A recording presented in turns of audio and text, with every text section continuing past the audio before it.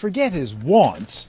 Health insurance claims servicer Kendrick Brown has barely been able to afford life's necessities, like a car after his was totaled. I actually got in an accident. My insurance paid off what the car was worth, but as far as what I had borrowed to actually purchase the car, I still owed.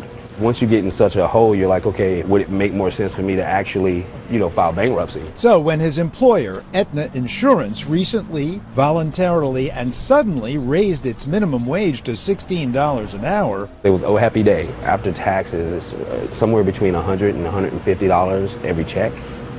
And that goes a long way. That goes a long way. Brown is one of the roughly 6,000 lowest paid Aetna employees, out of a workforce of about 49,000, who got raises this spring, on average 11%, with some as high as 33%. Call centers like this one in Fresno, California, are home to many of the firm's lowest paid workers. We visited on the payday the raises took effect. Everyone went in and looked and were like, oh, it's there! It's really there. Kristen Sargent, among the 233 workers here whose paychecks rose. It's on paper, it's there. It went into effect. Sargent will earn over $1 more an hour, lives some 40 miles from the office. My husband works in construction, and of course that's a seasonal job, and so we're dependent on just me.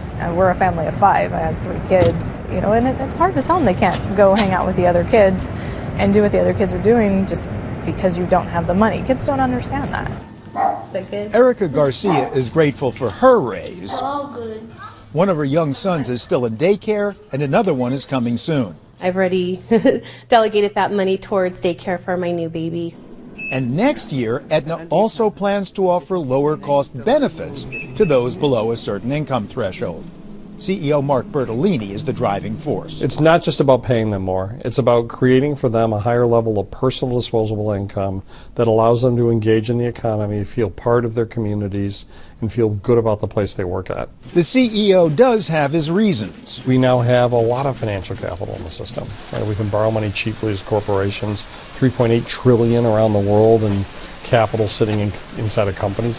So let's invest and husband our scarce resource, which is talent, a motivated, engaged, present worker, and let's put at risk some of our capital to do it. So after decades in which corporate America was all about maximizing shareholder value, Aetna is raising wages at the bottom unilaterally.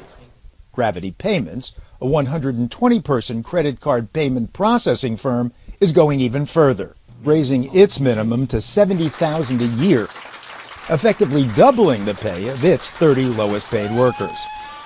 The Gap, Starbucks, Walmart, and McDonald's have also announced increases, perhaps tied to public pressure, minimum wage campaigns, picketing.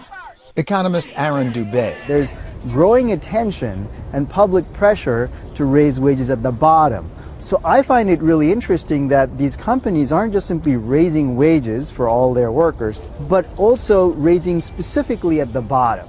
Dubé has studied the effect of higher wages on worker productivity. When companies raise wages, they actually do reap the benefits of increased productivity via increased effort, morale, lower turnover, better pool of applicants they can select from. Or as Aetna's CEO puts it, the idea was if people can't make ends meet at home with food and with benefits, health care in particular, how can they be present, engaged, knowledge workers in the workplace when they come to work? Especially as their jobs, servicing insurance customers, can be something of a trial. You may have to hit the mute button and just go, okay, back in, here we go. I try to stay upbeat and just remind them, hey, we're on the same team. Sometimes they don't believe that, but I do my best to let them know that. CEO Bertolini hopes to improve customer satisfaction. Their feedback has not been kind to insurance companies. You guys are worse than the cable industry and you're worse than the airlines, not high praise.